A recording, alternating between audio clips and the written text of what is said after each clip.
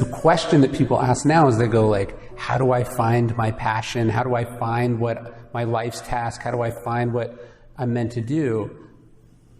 But what I take from your work is that it's actually the opposite. You already know. It's already there. You've been thinking about this. It's been inside you from maybe even your earliest days. And so it's really more of an uncovering or a looking backwards. It's not you have to go out and experiment and explore.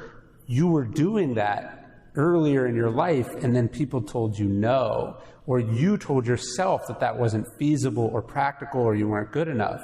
So you already actually know that. And it's really about going back to that. I mean, that was... I wanted to be a writer. I knew that I loved books. I loved books.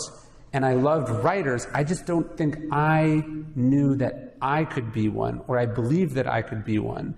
And I spent a good chunk of my 20s doing everything but that thing. And so part of that epiphany for me, looking around and going, I don't want to be like these people, was going, well, who do I want to be like? Oh, it's people like you. And the decision to actually pursue it was really what I was doing. I already knew what I wanted to pursue. It was giving myself permission and then having the courage and the commitment to do it.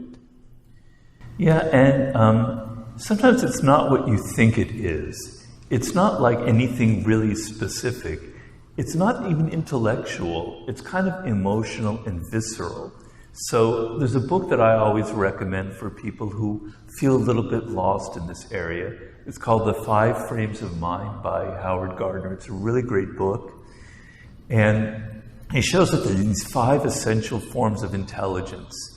And we live in a culture that kind of tends to overvalue intellectual intelligence. But there are many other very human forms of intelligence. There is kinetic intelligence, which involves the movement of your body, which means a lot of people go into sports or dancing. There's pattern intelligence, which leads to kind of mathematics or to music. There's verbal intelligence, like I was attracted to. There's social intelligence, being drawn to people and figuring them out. I don't remember what the 5th one is, excuse me. It wasn't yours.